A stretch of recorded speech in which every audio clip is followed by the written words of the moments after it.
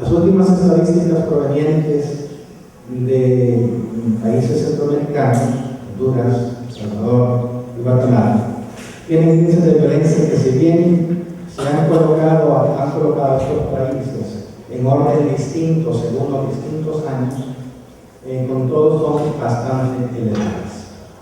Según el Observatorio de Violencia de Honduras, la tasa de homicidios en 2008 fue de 57.9 por cada 100.000 habitantes, mientras que, viendo los distintos departamentos, el departamento de Atlanta, esa tasa es de 108 por 100.000 habitantes, y en el departamento de Francisco Morazán, donde reside la capital del país, de 53.8 por 100.000 habitantes. 8 años antes, esa tasa era casi la mitad, 34 por 100.000 habitantes para todo el país. Y solo en la ciudad de San Pedro Sula, la ciudad industrial del país, en 2009 la tasa de homicidios fue de 191 por 100.000 habitantes, superada nada más por Ciudad Juárez, México. Distintas fuentes oficiales calculan la tasa de homicidios por cada 100.000 habitantes de los varios países centroamericanos para el año 2008 de la siguiente manera: 57.9 para Honduras, 52 para El Salvador, 48 para Guatemala, 13 para Nicaragua y 10.9 para Costa Rica. En 2004, para que nos situemos comparativamente, en Colombia, según datos provenientes de la Vicepresidencia de la República, se cometieron un poco más de 20.000 homicidios. Tomando en cuenta que la población de Colombia se estima en 44.5 millones, la tasa para 2004 sería de 44.9 homicidios por 100.000 habitantes. Al 2008, en Colombia, la tasa de homicidios se produjo a 38 por 100.000 habitantes. Y en el 2009, el año pasado, el Ministerio de la Defensa calcula la tasa de homicidios en Bogotá, en concreto, en 18 por 100.000 habitantes. En general, pues, en Colombia, en los últimos 12 años, la tendencia de esta violencia expresada en homicidios ha sido a la baja. En los Estados Unidos, los 16.000 y pico homicidios cometidos en el 2008 y registrados por el FBI hacen que la tasa en este país para ese año sea de 5.4 por 100.000 habitantes, cosa que ha variado relativamente poco en la última década. Para que tengan una idea también, las tasas de homicidios en Europa son sumamente inferiores. Las más bajas tasas las tendría Austria con 0,64, Alemania con 0,90 y Suecia con 1,05. El Salvador en 2009 tuvo una tasa de 72 por 100.000 habitantes y Guatemala fue de 52. Aquí vemos una representación, algo que ya se señalaba en el día de ayer, pero aquí está hecho comparativamente en los 4 países de Centroamérica.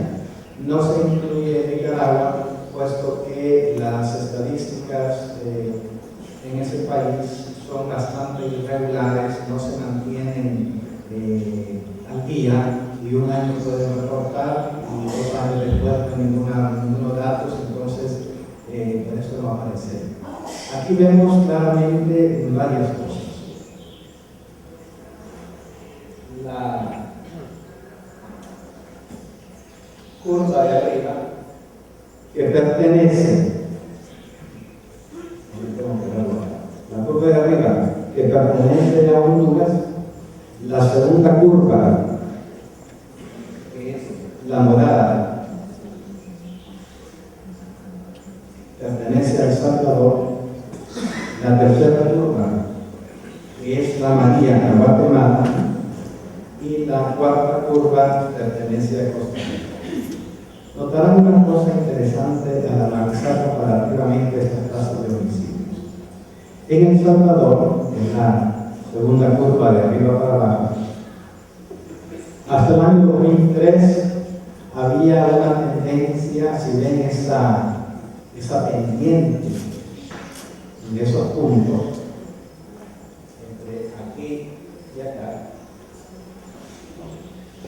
Es una pendiente esencialmente de cero, y quizás con una pendiente negativa, es decir, había una leve disminución. A partir del año 2003 se nota un cambio dramático que ha continuado a lo largo de estos últimos 8 años. De aquí en adelante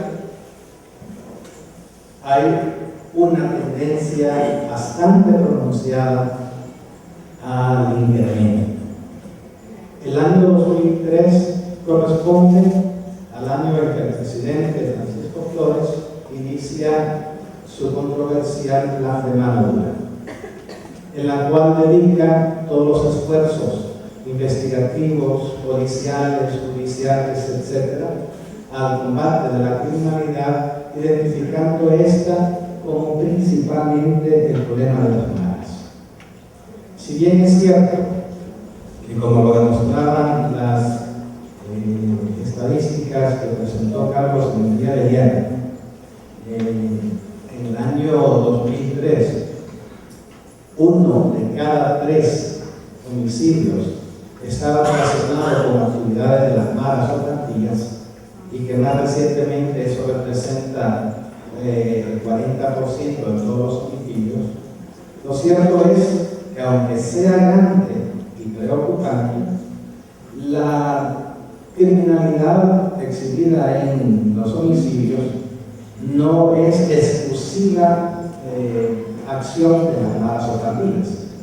Al dedicar exclusivamente todo el esfuerzo mediático, el esfuerzo judicial, el esfuerzo investigativo, el esfuerzo policial al combate de las maras y pandillas, deja descubierto al menos un 70%, en algunos casos un 60% de la criminalidad que se exhibe en homicidios, y por lo tanto la inmensa mayoría de los crímenes están sin su curso normal y han progresado. Es caso claro de que la política de mano dura es un real y verdadero fracaso. Si la meta principal fue la de reducir la violencia, el efecto boomerang se ve clarísimamente. Lo que ha producido es un aumento en la violencia. Dicho de otra manera, las actividades y las políticas que sean exclusivamente represivas tienen el efecto contrario. Eso no quiere decir que no sea necesario algunas políticas policiales represivas para el ataque de la criminalidad, pero eso tiene que ir, como ya ha señalado el ponente en el día de ayer, mano a mano con otras políticas de inclusión social. Y como ven, la tendencia de Honduras ha sido bastante similar. La tendencia en la línea amarilla de esta lámina, que era de Guatemala, ha mostrado una leve pero consistente incremento a lo largo de esta última década. Es decir, el Triángulo Norte continúa siendo, constituyendo los lugares donde la violencia es más acendrada y más grande. Esto también demuestra, por otro lado, que Costa Rica, y si pusiéramos Nicaragua aquí también, se comporta de manera distinta.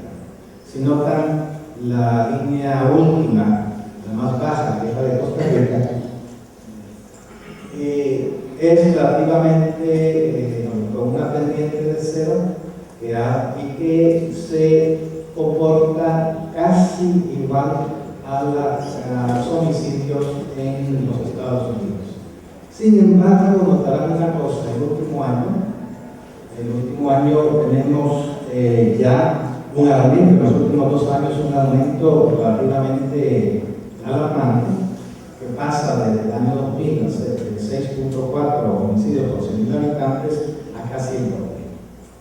Es decir, que relacionar en muchos casos las pandillas, pero no exclusivamente, explican estas estadísticas, y también explican el fracaso de tanto el plan Mano Dura en El Salvador, en Honduras, y luego el plan Super Mano Dura iniciada por el presidente Elías Antonio Saca, que básicamente dio los mismos resultados.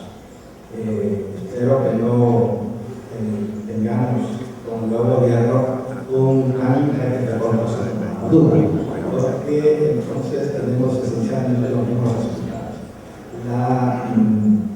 Las políticas públicas en esa dirección están siendo en este momento revisadas, analizadas, con indicaciones de que en realidad lo que se necesita hacer es tomar al último tiempo unas acciones de inclusión social. Los datos del primer semestre de 2010 hace pensar que en El Salvador se superará la tasa de homicidios dolosos del año recién pasado. La salida del ejército a las calles para detener esa espiral de violencia no ha tenido ningún impacto significativo. Todavía mueren asesinadas unas 12 personas diariamente en todo el territorio nacional. Aunque en El Salvador la ley Mano Dura, declarada inconstitucional después del periodo en que expiraba, y la que le sucedió en su Mano Dura, resultaron totalmente ineficaces en contrarrestar la violencia en la que participaban un número grande de jóvenes. Tanto estos planes de mano dura como el empleo del ejército en tareas de seguridad interna han estado rodeados de fuertes polémicas respecto a su constitucionalidad.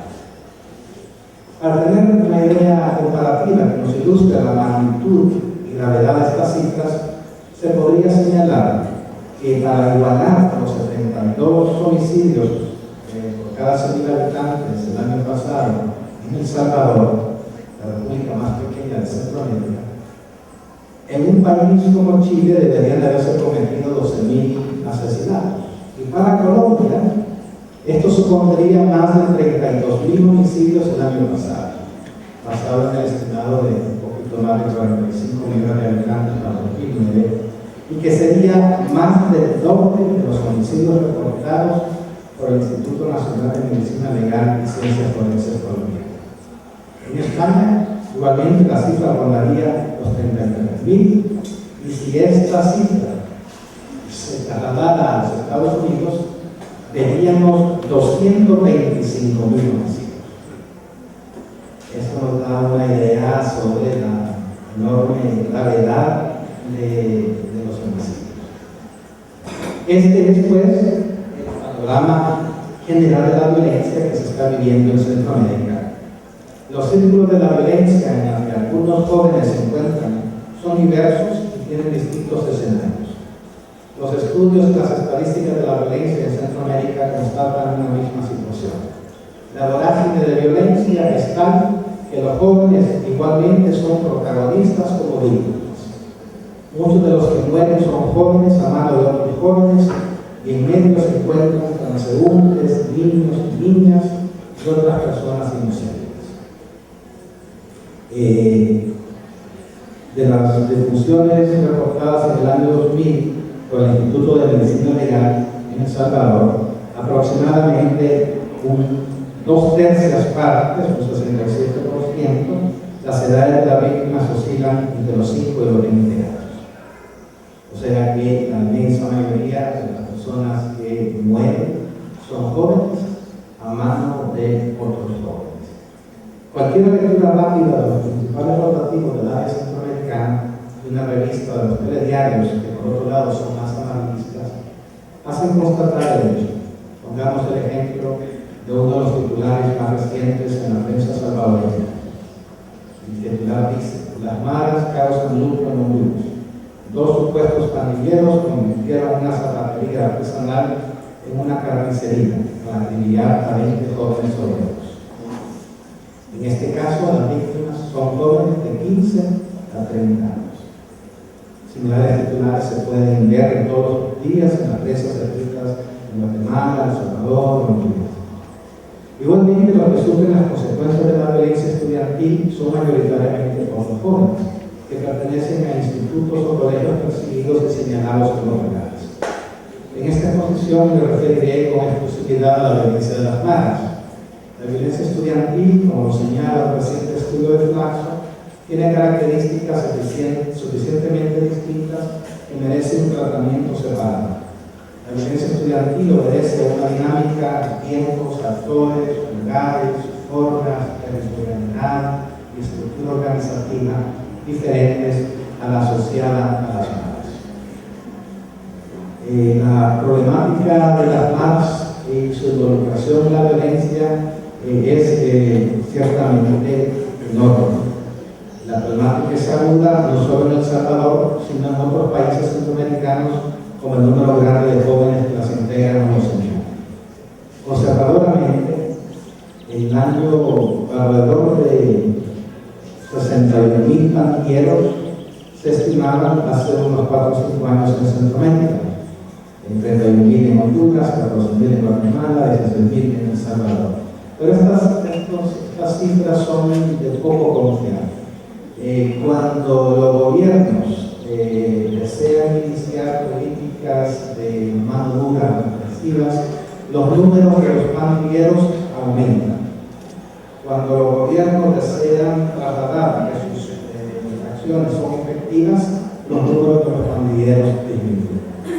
Es muy difícil confiar en estas cifras, pero ronda entre los 60.000 a los 200.000. O sea, así es la enorme cantidad de jóvenes que están asociados y no digamos otro tanto jóvenes en riesgo social de pertenecer a las pandillas. Un reciente estudio llevado a cabo en Guatemala, Honduras y El Salvador, editado por la UNILA, la universidad a la que pertenezco, sobre las comunidades donde actúan las pandillas, da una explicación a la persistente problemática de existencia de las mismas, señalando correlaciones de fuerzas que quedan expresadas en dos dinámicas sociales. Por un lado, la exclusión social y por otro lado, el capital social. Esto ofrece una radiografía del problema de las maras y pandillas en El Salvador y Guatemala. La primera correlación de fuerza, la de la exclusión social, reconoce el impacto que las macroestructuras sociales tienen en crear condiciones que terminan marginando a muchos jóvenes de la sociedad en general y que paralelamente favorecen la integración de algunos de ellos a las maras. La marginación en la que viven muchos jóvenes que son miembros actuales o futuros de maras es profunda. No solo es económica, sino que incluye la desvinculación del diario que sustenta una visión de sociedad compartida y de los contratos sociales implícitos entre los distintos grupos que se relacionan al interior de esta sociedad. El tatuaje, la creación de un lenguaje propio con el cual construyen su mundo, al igual que la otra sociedad construye el suyo con su lenguaje, las señales de identificación, las normas al interior de la nada, todo ello es un rechazo a la sociedad. Se rechaza la sociedad que los ha expulsado. Es un rechazo activo y muchas veces violento de los valores que sustentan una sociedad que busca aumentar los privilegios de los pocos, descuidando el bienestar de los muchos. Los jóvenes se tatúan el cuerpo no solo para indicar la adhesión incondicional que tienen a su grupo, sino también para marcar y reclamar a la sociedad esa exclusión. Algunos antropólogos sociales señalan que en general los tatuajes representan una de las múltiples formas de envejecimiento del cuerpo y que es percibido por los que lo poseen como un ejercicio individual sobre su cuerpo. El tatuaje es una forma de autonomía sobre la anatomía y en sentido psicosocial es una representación externa del yo. En el caso de los tatuajes que usan los pertenecientes a maras, es interesante notar que si bien el elemento de individualización está presente, algunas características de los tatuajes son idénticas, ya que una de sus funciones importantes es publicar la pertenencia al grupo. La importancia del tatuaje también habría que buscarse como contraposición a las cosas transitorias de la vida, incluyendo la propia identidad, pues que imprimen cierta permanencia en medio del destino.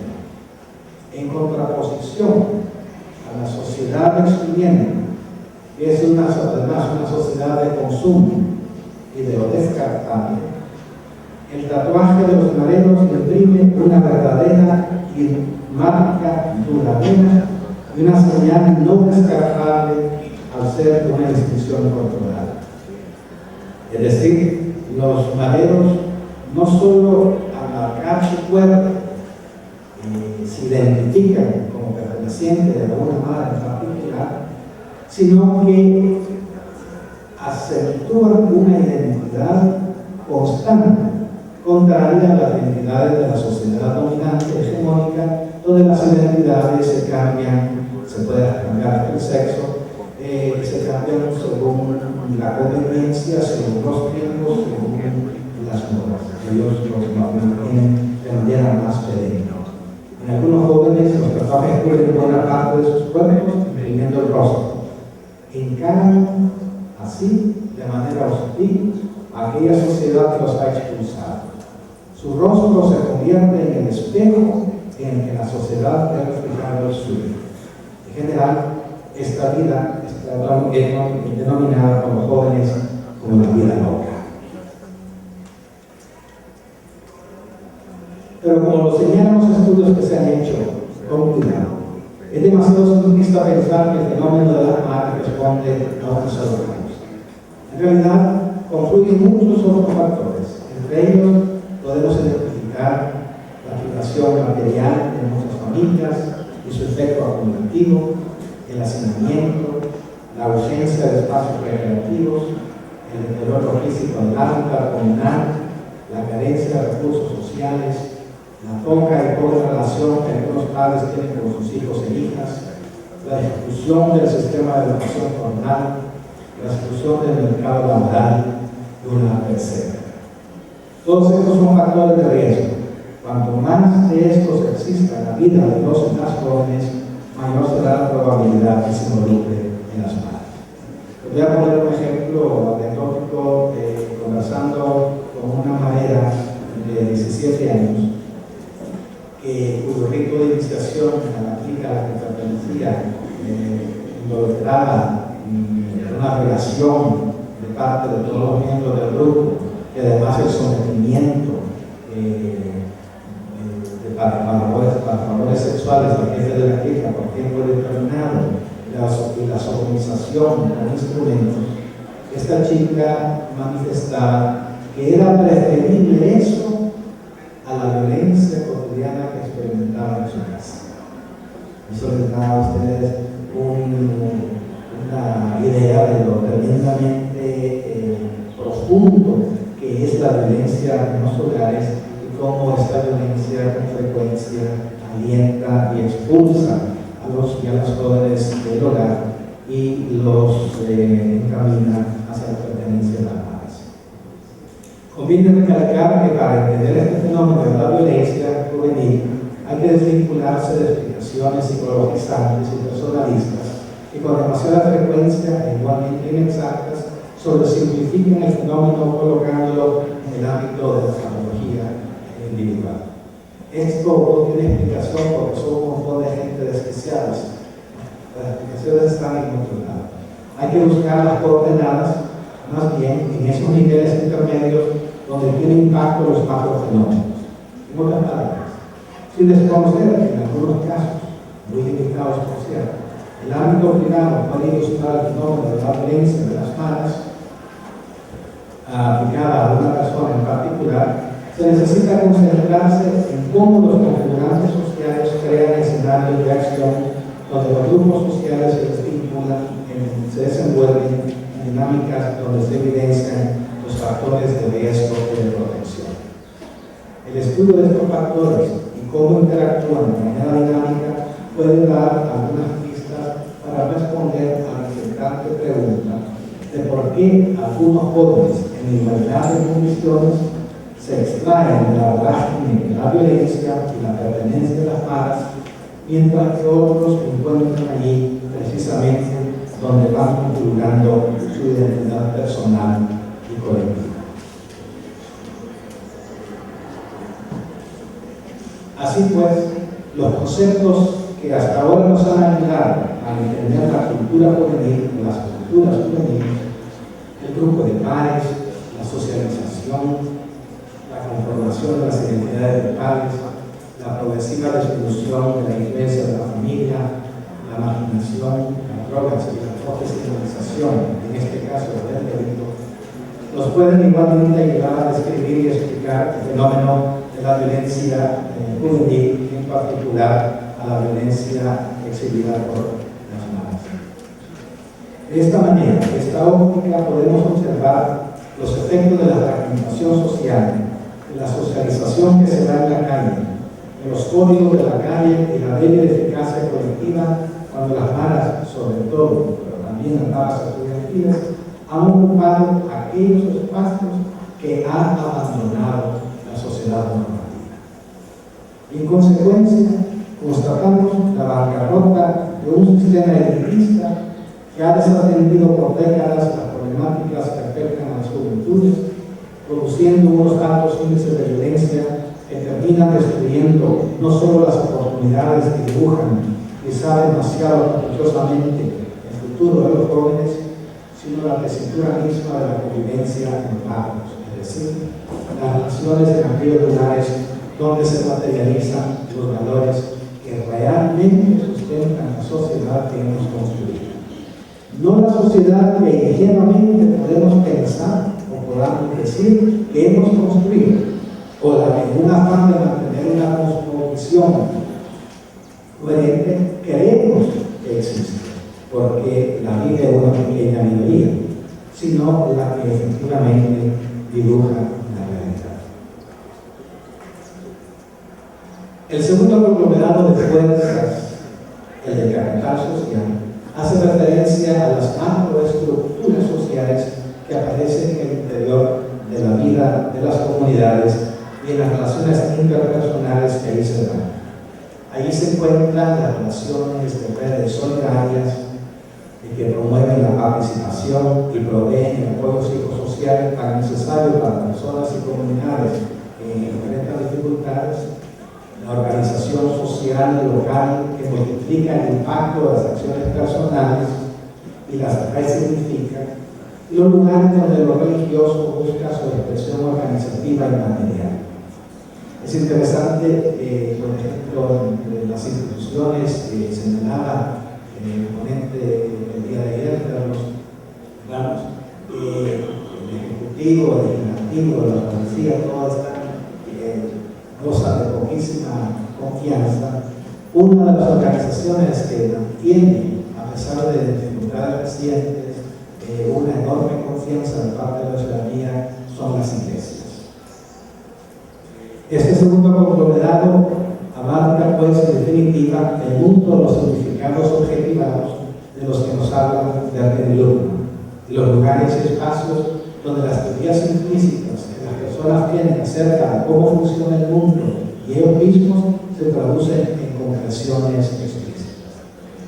En cuanto a este segundo conglomerado de fuerzas, la aparición de maras en las comunidades está correlacionada con dos orientaciones importantes de las personas en ellas. En primer lugar está la confianza que las personas sienten respecto a otras en su misma comunidad. Esta orientación está directamente relacionada con el concepto mismo de comunidad. En la medida en que las personas confíen en los demás, se abren espacios importantes de autogestión, compromiso y de participación comunitaria.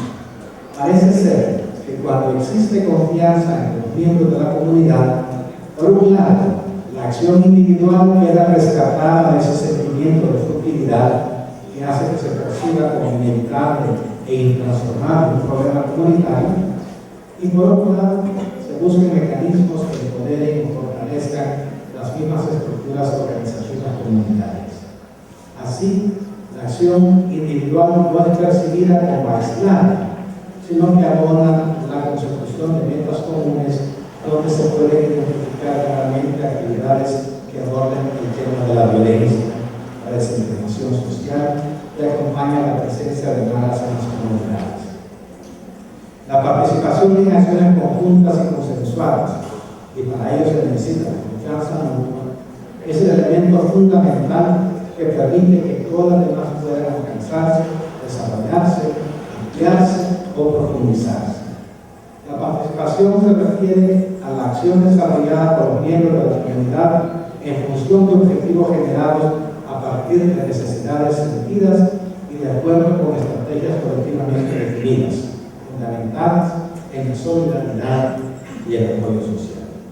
Tal acción va acompañada del surgimiento de liderazgos comunitarios. Esto creo que lo señalaba también la ponente, no recuerdo el nombre de ella, de la instructora de la Ciudad Social de la Ciudad. En segundo lugar, la autogestión en las comunidades es esencial para incidir efectivamente en los efectos de la violencia generada por las acciones de las manos. La autogestión incluye autoeficiencia en la organización comunitaria y, en la medida en que las acciones comunitarias producen efectos deseados o contribuyen a la solución de problemas comunitarios, fomenta la confianza en sí mismos de los miembros de la comunidad y el sentimiento de seguridad. El compromiso por su lado hace resaltar el sentimiento ético de apego y obligación con la comunidad, que lleva a involucrarse en acciones colectivas que puedan producir beneficios para todos. En definitiva, parece claro que la confianza interpersonal es un factor protector, ya que abre espacios de acción directamente ligados a abordar los problemas suscitados en las comunidades por la presencia de las maras y además permite discutir ampliamente los problemas y así tener una mejor comprensión de los mismos. Cuando existe la desconfianza interpersonal, el problema queda mal dimensionado, puesto que las causas identificadas del mismo son producto del prejuicio, el rumor o el miedo. En definitiva, producto de la ignorancia. Las pandillas subsisten en aquellos entornos comunitarios marcados por el recelo y la desconfianza entre las personas, en donde es difícil que los ciudadanos sientan cierto nivel de seguridad y que las acciones de los demás no estarán orientadas a afectarlos negativamente o a hacerles daño. En contraposición a esta dinámica que abre espacios sanos de interacción, existen algunos espacios perversos, que por su misma naturaleza permiten auspiciar y fomentan la presencia de maras en las comunidades. Estos espacios perversos contribuyen a la desorganización social de las comunidades por las acciones directamente vinculadas a su actividad, como por los efectos secundarios que propician distintas formas de violencia. Algunos de estos espacios perversos están, de una u otra manera, unidos al consumo, trasiego y venta de drogas, incluyendo el tan venerado alcohol. Así, por ejemplo, la presencia de bares y cantinas propicia el mejoramiento de la precaria base económica para la subsistencia de las personas en las comunidades y está asociada a agresivas tendencias y otros actos violentos que en algunas ocasiones se extienden más allá del tiempo y lugar del consumo. A la ya pobre calidad de vida, incluyendo un medio ambiente físico deteriorado, los vecinos tienen ahora que agregar condiciones que favorecen la presencia y acción de las pandillas. Las denuncias suelen ser pocas o inexistentes por el miedo a las represalias, propiciando esto a su vez un aumento de la desconfianza mutua y un sentimiento generalizado de malestar. Está por otro lado el negocio de las drogas.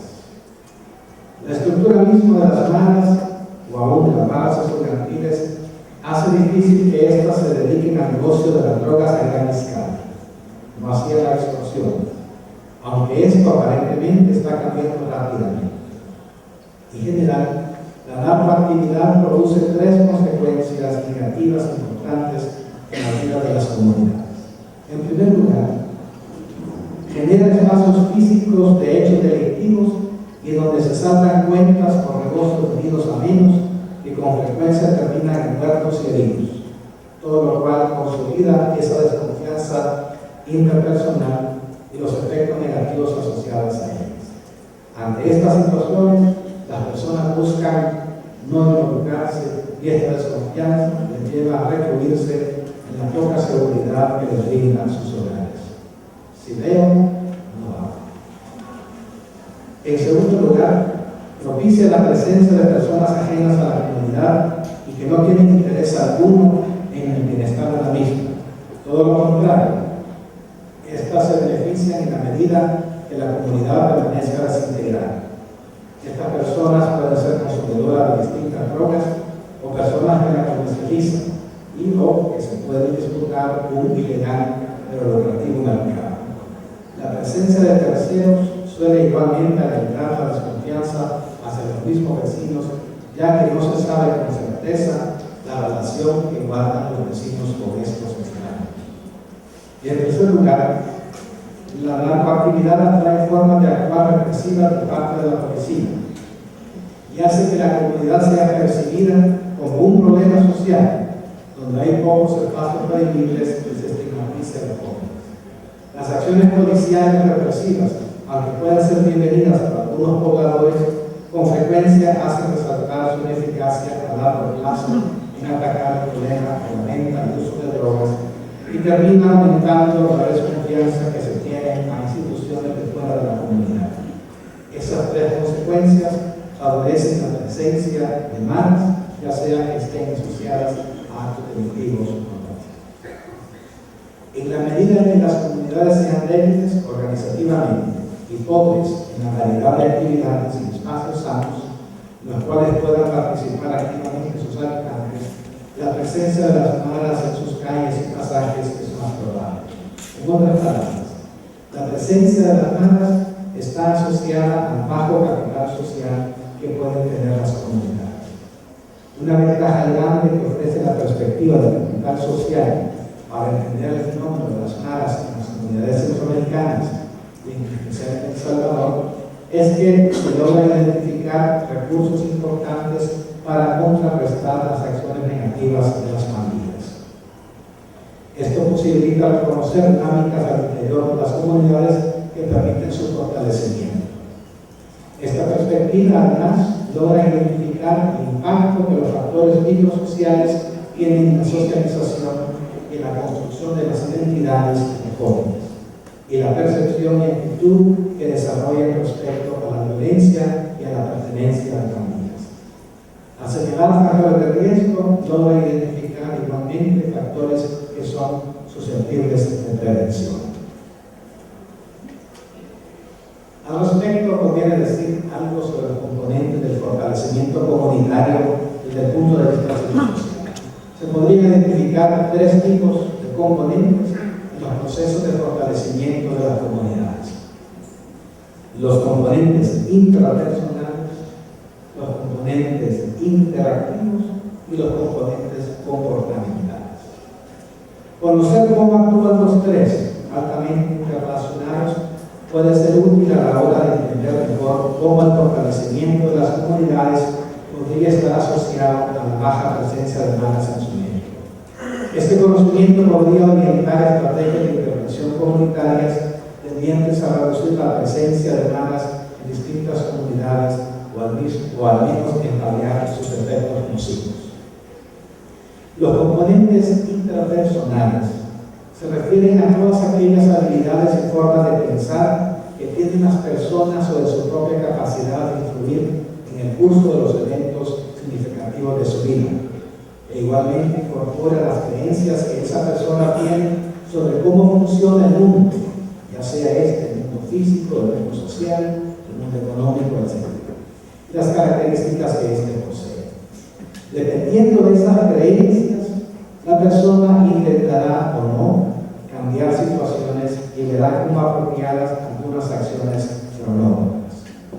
En otras palabras, estos componentes intrapersonales incorporan el sentido de autoeficacia de la persona, es decir, reúnen las creencias sobre la capacidad de transformar lo que de una manera está dado y de localizar, según su experiencia, la autoría genética.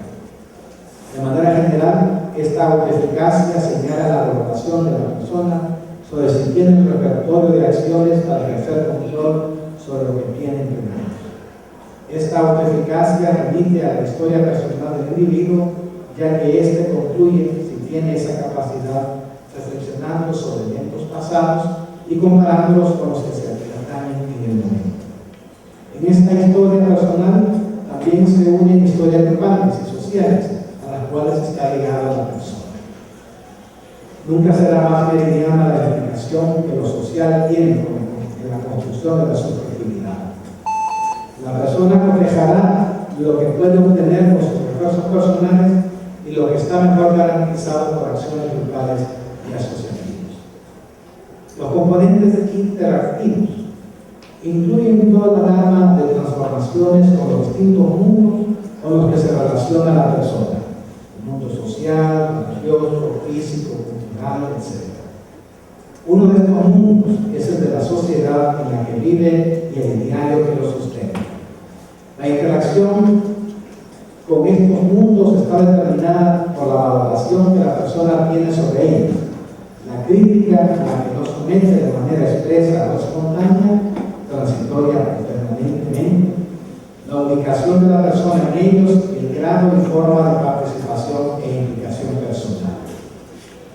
Como señala una conocida psicóloga social, estos componentes incluyen el desarrollo de capacidades para la toma de decisiones y para solucionar problemas que son necesarios para comprometerse activamente con la transformación del entorno en el que se vive. Estas capacidades les permiten a la persona intervenir exitosamente en los sistemas sociales y políticos. Los componentes comportamentales están situados a un nivel mucho más preciso y específico de acciones psicológicas. Incluye, por ejemplo, el número y tipo de asociaciones a las que pertenece una persona y cómo éstas reclaman de manera concreta algunos recursos de los que ésta dispone, por ejemplo, información, tiempo, habilidades, contactos, etc. Contiene además todas aquellas acciones comunitarias en las que la persona participa con la intención de atender una necesidad experimentada en común y que por lo tanto desborda las necesidades y recursos meramente individuales. El conjunto de estos componentes comportamentales va dando el sentido de comunidad y de participación ciudadana. El fortalecimiento de la comunidad, entonces, tiene que ver con la creación de espacios sociales donde se posibilite la acción conjunta dirigida a la búsqueda del bienestar compartido, ya que el malestar es también compartido. Algunos psicólogos comunitarios y sociales identifican este proceso como uno de empoderamiento, es decir, la transformación del sentimiento de impotencia ante problemas concretos en otro positivo que sitúa a la persona como actor o actora de su propio destino. Todo este proceso, que ya Freire llamaba concientización y desideologización, abre espacios de comunicación y de crítica constructiva que tiene dos efectos importantes. En primer lugar, quedan resaltados los lazos solidarios que han sido necesarios para conocer la realidad social y transformarla. Y en segundo lugar, se posiciona a la comunidad como el ente privilegiado de transformación que le llevará a movilizar recursos, ya sean redes sociales, políticos, económicos, culturales, para animar a otros gobiernos y otras organizaciones cívicas, gremiales, políticas, religiosas, a la solución de un problema que va más allá de la comunidad misma. Esto es posible debido al poder que surge en la confluencia de esfuerzos comunes, unidos y solidarios. Parece ser que para contrarrestar los efectos negativos de la presencia de las malas en la comunidad, se tiene que pasar necesariamente por el poder organizativo y la acción conjunta de la comunidad. Como queda ya señalado, para esto las comunidades necesitarán el concurso de instituciones del Estado y de la sociedad civil que deberían coadyuvar en este proceso. Esto no es tan sencillo, pues por razones diversas, expresadas de manera muy sutiles, hay poca confianza en las instituciones del Estado, con la menor excepción en las iglesias.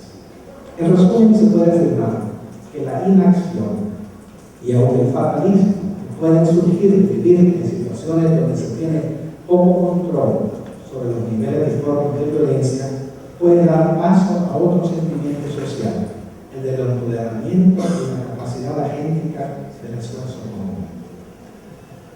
Quisiera señalar dos ideas que surgen cuando se intenta abordar el problema de la violencia y de las actividades y coordenadas sociales de las mismas comunidades donde existe el problema.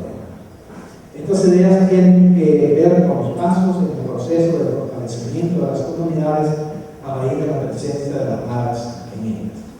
Su consideración puede ayudar para dominar, orientar y a esbozar estrategias de intervención psicosocial. En primer lugar, y en referencia a los componentes intrapersonales que hemos señalado anteriormente, conviene tener en mente que estamos hablando de procesos. Procesos de un desarrollo creciente del sentido ser en relación. Ser en relación con el mundo. Es decir, son procesos a los que es necesario darles el tiempo para que la persona no se sienta como individuo aislado en un mundo ancho y ajeno, para utilizar el título del impresionante libro del peruano Ciro Rodríguez. En segundo lugar, el proceso de fortalecimiento de la comunidad llevará a acentuar tanto el sentido común como la conciencia crítica de las fuerzas políticas y sociales que actúan al exterior de las comunidades. Estas otras fuerzas con frecuencia tienen un entendimiento mucho más limitado de los problemas que tienen que enfrentar las comunidades. Es altamente probable que este proceso haga resaltar las distintas motivaciones de ese mundo social y político más amplio que tiene su propia agenda, pero con el cual la comunidad necesariamente tiene que interactuar y al cual tendrá que interpelar y a veces encarar y señalar. Así, ese proceso de fortalecimiento comunitario conlleva la construcción cada vez más crítica de las fuerzas sociales y políticas que componen nuestro mundo de vida, expresión entendida en el sentido fenomenológico que lo diera Schutz. Por mundo de vida queremos dar a entender ese ámbito de la realidad que la persona alerta y normal simplemente supone en la actitud del sentido común, es decir, todo lo que experimentamos como incuestionable y que incluye todo ese mundo sociocultural al cual pertenecemos. Se trataría de un proceso que se desarrolla en la acción y en la reflexión llevada a cabo junto con otros miembros de la comunidad. Finalmente, y para concluir, es importante señalar que no se puede desvincular el fenómeno de las maras del tema de la violencia tan arraigada en algunas sociedades como la salvadoreña. Desde hace ya mucho tiempo, El Salvador, por ejemplo, ha sido una sociedad violenta. El dominio del poder, la fuerza y esta bruta, el privilegio de unos pocos, la impunidad, la violación a los más elementales derechos de los ciudadanos y ciudadanas han sido una constante en la historia del Salvador y no excluiría a algunos otros países centroamericanos. De aquí ha nacido una sociedad donde hay dos categorías de personas.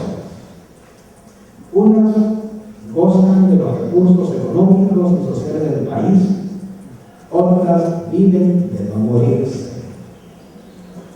Unas tienen necesidades, oportunidades y bienestar, otras tienen penas y sufrimientos. Unas son ciudadanos dignos con derechos, otras son gente basura.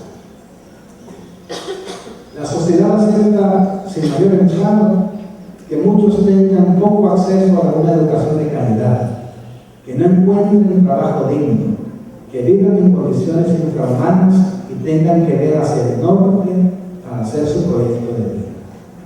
Estos muchos viven al margen de la vida cultural, social y económica del país.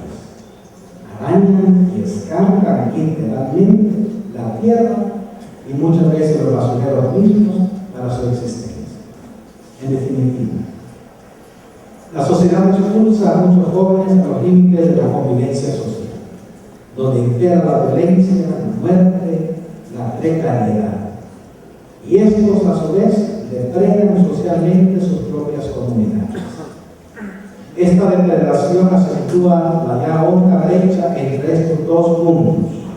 Uno, que en los últimos años ha acercado a las malas acciones delictivas y criminales, vincularse con el crimen organizado, extorsiones, secuestros, sicariato, narcomenudeo, trata de personas,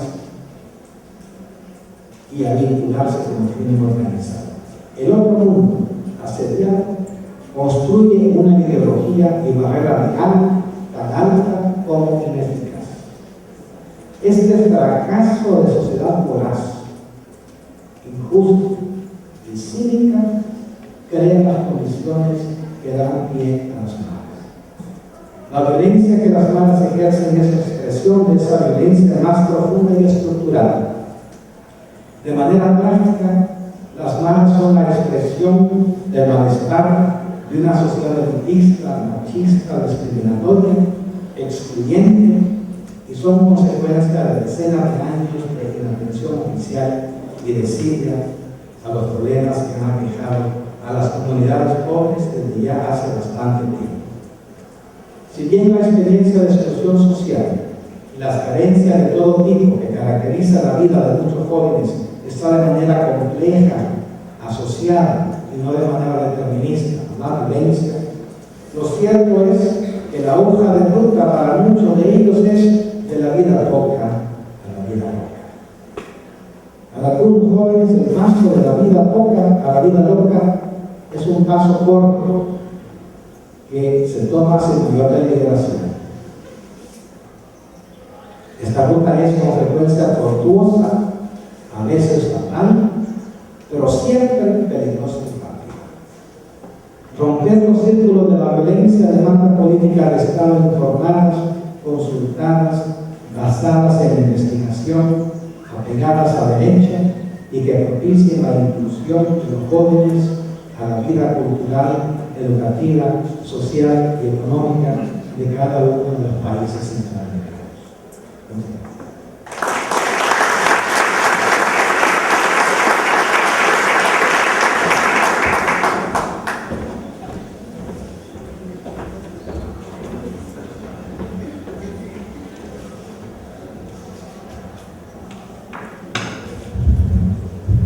Bueno, tenemos el espacio de 15 minutos para las preguntas. Fernando,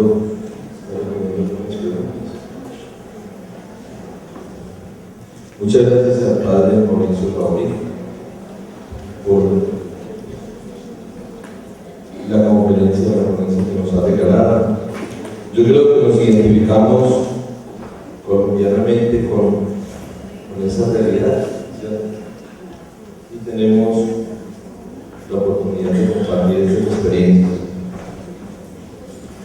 Algunas preguntas. ¿Qué papel cree que juega la confianza en el proceso político de reducción de la violencia? ¿Es importante? ¿Podría servir en el caso colombiano? Confianza en el proceso político. Bueno, aquí la confianza, como todos sabemos, no es algo que las personas tienen, poseen de manera incondicional y de manera perenne. Como lo sabemos de nuestras propias relaciones personales, esta aumenta, disminuye, aparece y desaparece. Por lo tanto, es un concepto bastante dinámico. La confianza esencial de la que hablaba Carlos Ramos en el día de ayer, en la transformación política es esencial. Lamentablemente, por lo menos en El Salvador, la ciudadanía manifiesta poca confianza en esos procesos, por muchas razones.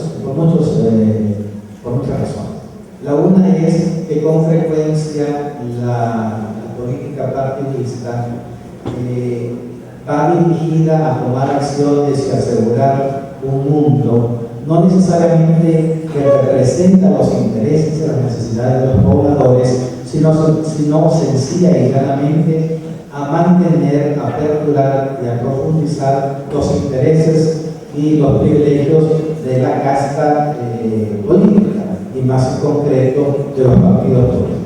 Entonces, cuando los diputados en la Asamblea discuten cualquier acción social, lo que les motiva principalmente es garantizar una cuota de poder o una expresión concreta de su partido político. El concepto de que un diputado, independientemente del partido político al que pertenezca, tiene una construcción de ciudadanos que deben representar y sus necesidades son las que deben estar discutidas en el hemiciclo de la Asamblea, esta idea es bastante foránea para muchos de nuestros legisladores. Por lo tanto, la confianza en el proceso político es enormemente importante para que en el proceso de transformación y el proceso que va desde la guerra a la posguerra se puedan dar condiciones sociales que posibilite, por un lado, visibilizar los problemas que han quedado escondidos durante el conflicto armado, y segundo, abrir espacios dialógicos que permitan la colaboración y el empoderamiento de la sociedad civil. Un elemento religioso, algunos de ellos dicen, ¿tiene los varas algún apego con ser superior, virgen o santo? ¿La rezan a alguien? ¿Cuál es su religiosidad?